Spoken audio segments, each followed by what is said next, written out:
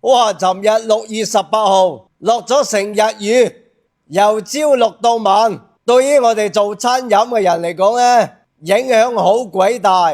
但係呢，中午都有10張8張台過嚟食飯，晚上都有10幾張台嚟食飯，真係風雨不改，非常感謝佢哋嘅支持。其中有一個中山嘅粉絲，佢係做空調嘅，咁啊因為落雨開唔到工，所以呢就專程嚟支持我。3個人食咗個無花果浸雞，我就送咗一煲黃鱔煲仔飯俾佢哋食。